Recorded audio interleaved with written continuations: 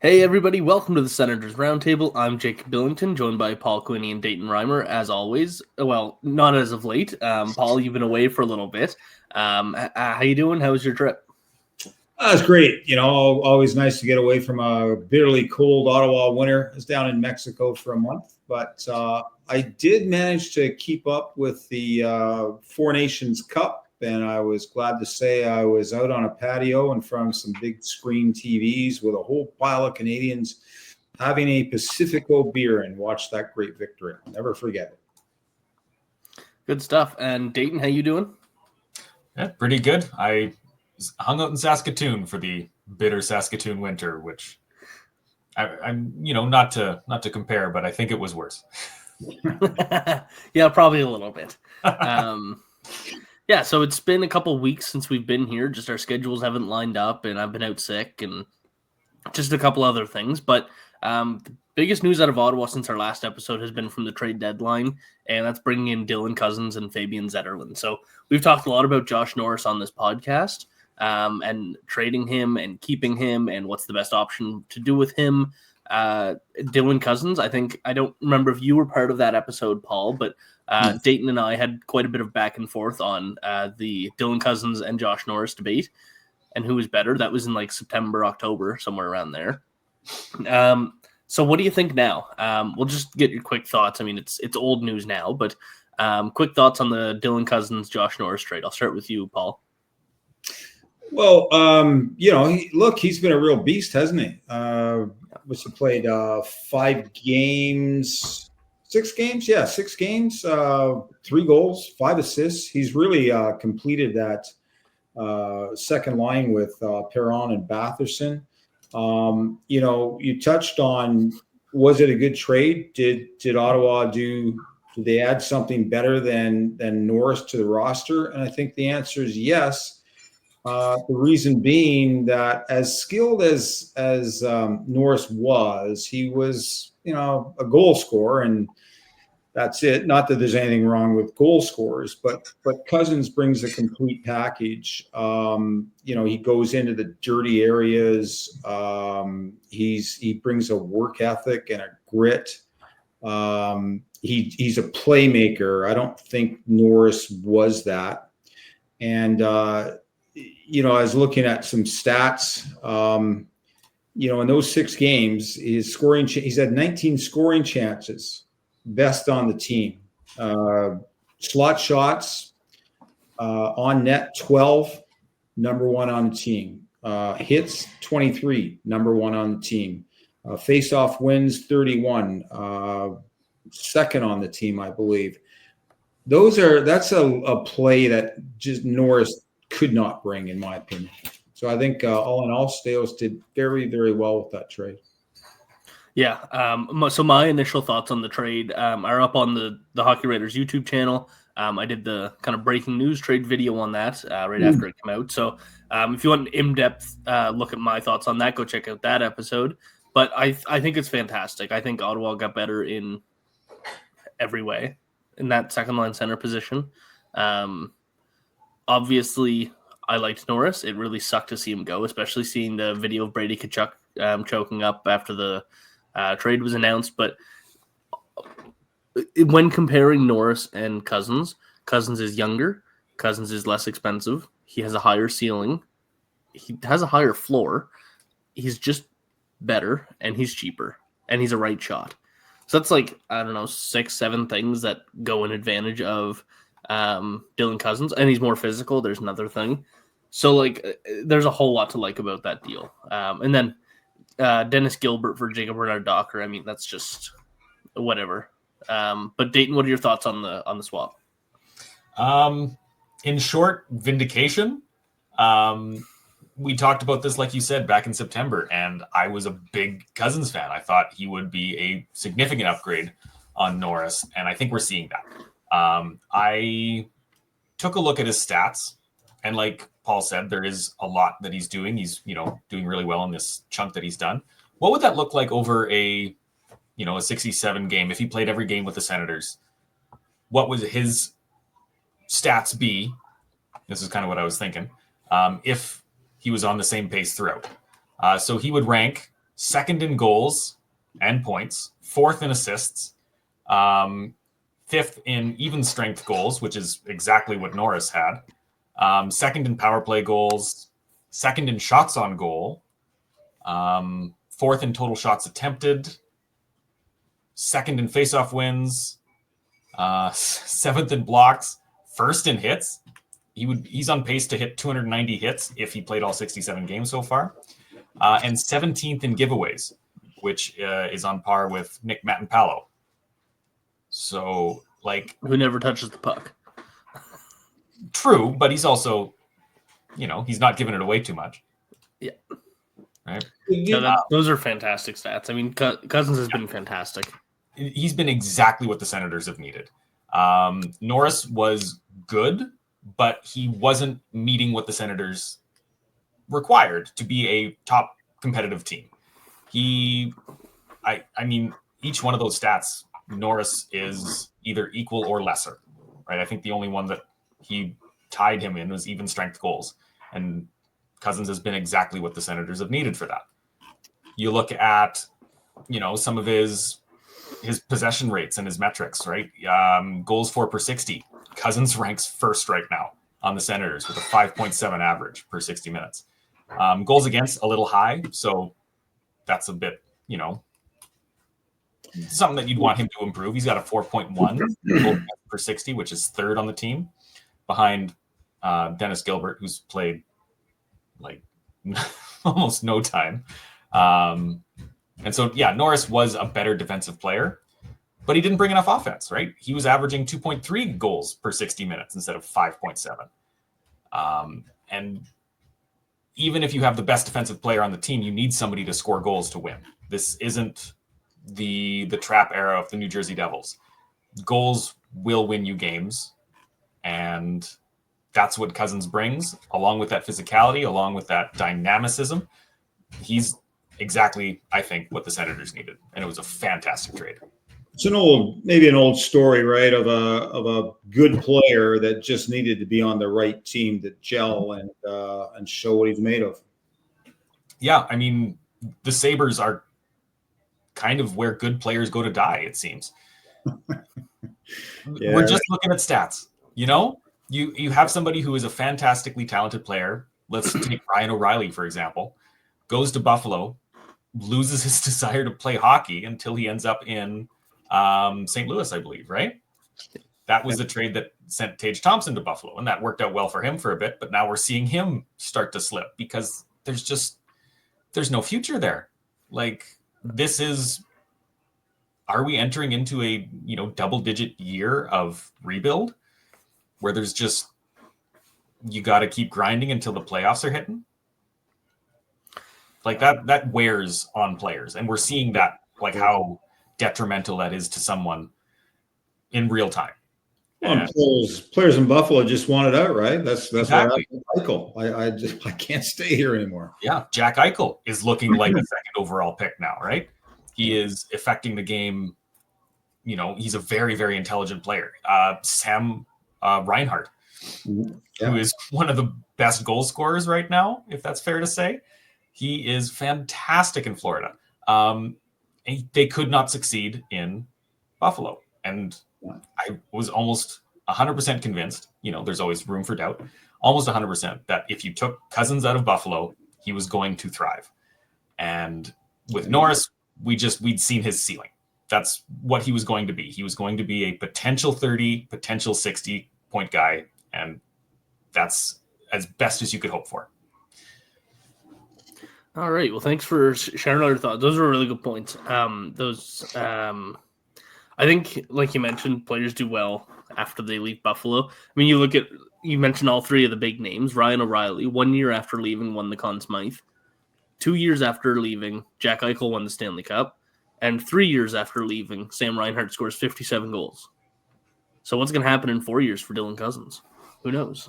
He's under contract for that long at pretty decent price. So we're going to move on to kind of the rest of the regular season. So we just talked about the trade that hopefully bolsters them into getting themselves to the playoffs. But how are we feeling about the last 15 games? It's a pretty favorable schedule. They play 8 of their last 9 at home. They have some pretty easy matchups. Important, but relatively easy. Like they're not playing Winnipeg and Washington and Dallas, and like they're not playing the juggernauts of the league a whole bunch. Right. So, Dayton, do you think that the Senators, like how do you feel about the last 15 games, considering where we're at right now? I'm very optimistic. They just had a bit of a stumble against the Montreal Canadiens, but before that, they were on a 6-game winning streak. And they were beating some pretty good teams there too, right? Some of them are on a little bit of a slip, mainly looking at the Rangers and the Bruins. And, those guys they were good and are taking a step back. The Leafs are a good team, beat them pretty handily. The Red Wings are always, a tough competitor, even though they are kind of in the same spot as the Sabres. Like or not the Sabres, the Senators. I'm talking too much about Buffalo. There are going to be a couple of tough challenges. I'm just looking here: Colorado, New Jersey, Columbus could give potentially a bit of a scare. They are kind of nasty at times. Tampa, Florida, but for the most part, there should be at least like a winning record over the next 15. If not, quite a strong winning record. And that's all it's going to take, just over 500. So of the 15 games, if they go 8-7, I think that's in the playoffs. I mean, a couple of these teams could have great stretches down the run and take over, but at this point, like, they're only 8 wins away from the playoffs right now, by the way things look. Paul, did the negativity, the pessimism stick with you through your vacation? How are you feeling about the Senators?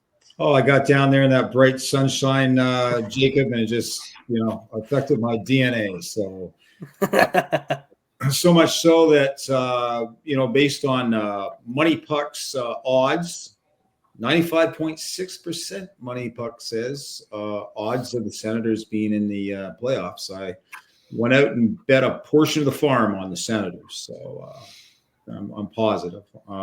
Good stuff. To your point, building on it, they're a good club at home, right? And 10 of their 15 games remaining are at home, and got a record, 29-2 at home. So, I think they'll make the 500 mark, the points percentage of 500 that they need. And like you say, Jacob, that's all they need. Although I'm not as reassured maybe as Dayton is on the teams they face, right? The Hurricanes, Habs, they'll be hungry. They'll be battling it out for a wild card spot. The Blue Jackets, if I've got this right, is that 3 games of the remaining 15? The Blue Jackets are in town or we're taking them on for 3. I don't know who that. It should be interesting, especially because the Blue Jackets are right there in the wild card race. So, and then you've got the Panthers. That's going to be a tough matchup. Lightning, Red Wings. Who knows where they'll be? They could be in the thick of it. So, they're going to have to play some good hockey. That's for sure. And they'd better, right? Because you want to come in to the playoffs, the first round, hungry and flying. It's good that they're battling their way in. I think teams that battle their way into the final playoff spot are dangerous, and the Senators could be one of those dangerous teams. Yeah, and I mean, of these last 15 games, only 2 of them are against Western opponents, and they're both going to be at home.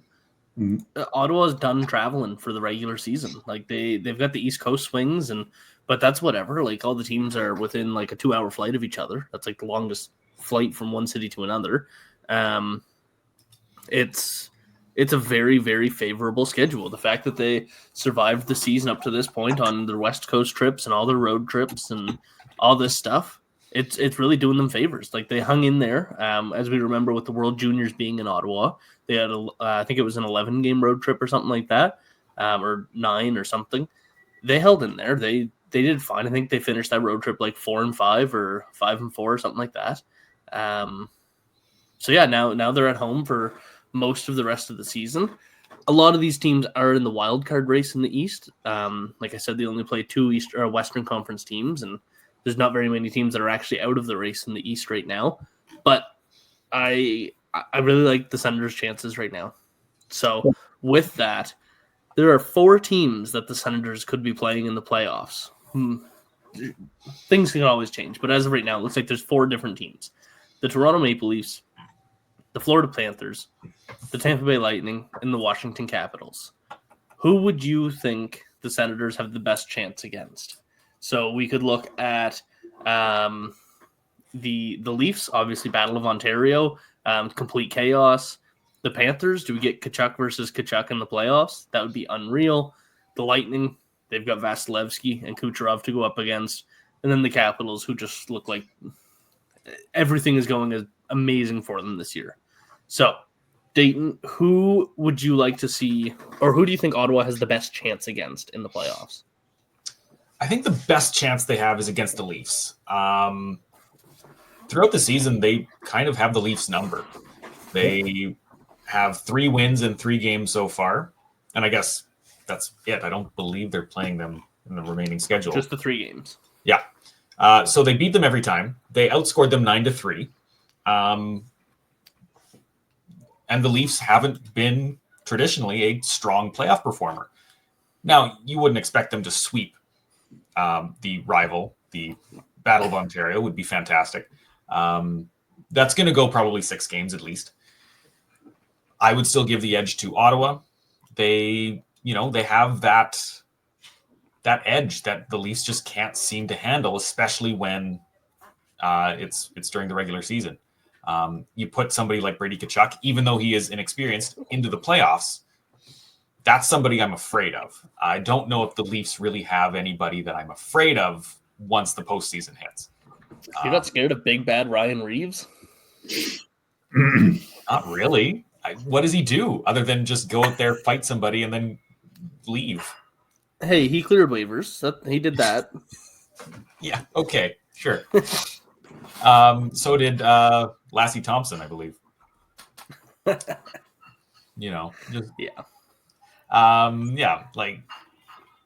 not to say that they wouldn't be a challenge, but I think that's the best chances they have.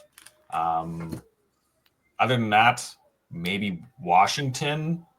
That's the closest score between the matchups so far this season, and they recently beat them. It would be nice to beat Chikrin's new team after the trade.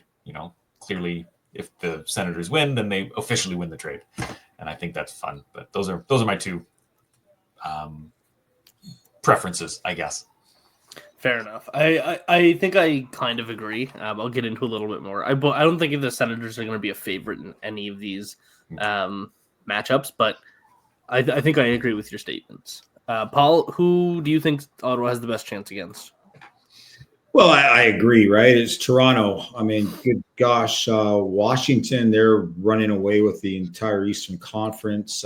Florida, Stanley Cup champion, defending Stanley Cup champion, and Tampa Bay's won 2 of them. So, if you're a Sens fan, you don't want any part of those 3 teams. When I talk to Leaf fans, and yes, I do, I've been known to associate with Leaf fans from time to time. They want to face Ottawa because they think that it would be an easy win in the first round, and then the other teams can beat each other over the head and take care of themselves. The Leafs won't have to do it. But but I take Dayton's point.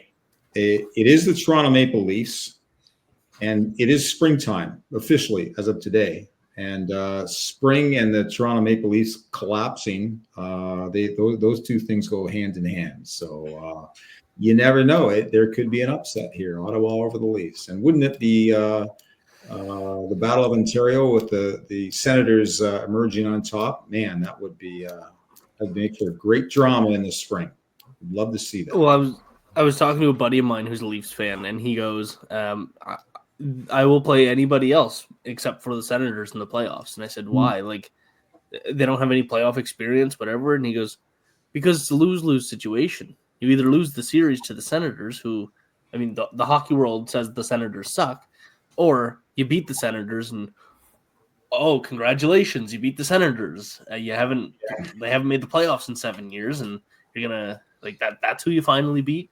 So he's like, it's a lose-lose. Like, nobody's gonna be happy after that series. So, yeah, if I was to pick the most favorable matchup, I would go with the Capitals.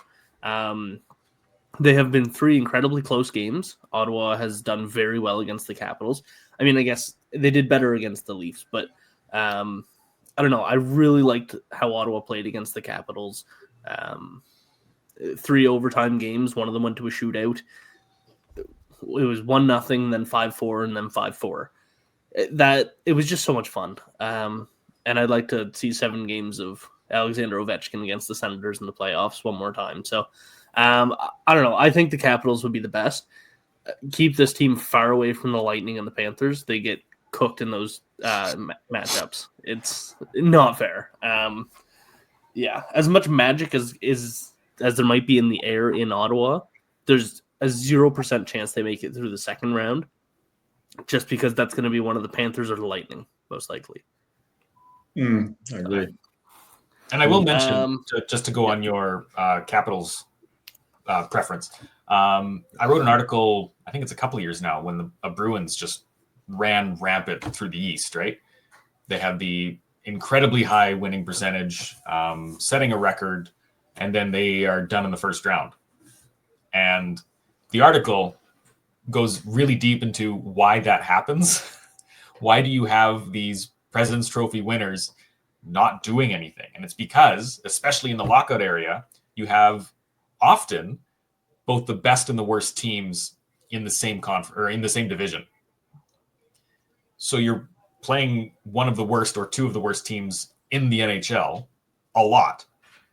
And that tends to boost your numbers a little bit. So Washington is flying rampant, sure, but they're also in the same division as Chicago. Right. Now, they've only played Chicago once. There must be some more games coming up. That doesn't seem like it's enough.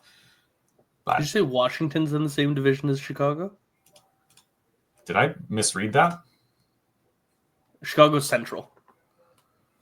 Yeah, I got that confused. Apologies. Philly. Yeah.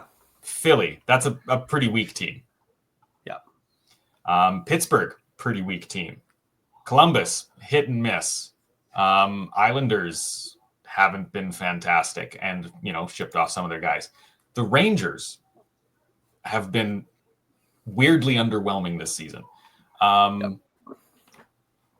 It's the Mid-Tropolitan. It is the Mid-Tropolitan. And surprise, surprise, Washington is atop of that, and they've kind of taken a charge of the NHL. I think there's a good chance that they could fall out of the first round because they're going to be up against maybe one of the tougher opponents that they've faced. Yeah, they haven't had to face much. One of the conversations around the really good regular season teams is the adversity they face throughout the regular season. They haven't had to bounce back from these big losing streaks or losing big games. They're not playing meaningful games. Like, they technically haven't mathematically, but Washington's clinched a playoff spot 2 months ago. They haven't played meaningful games in that long.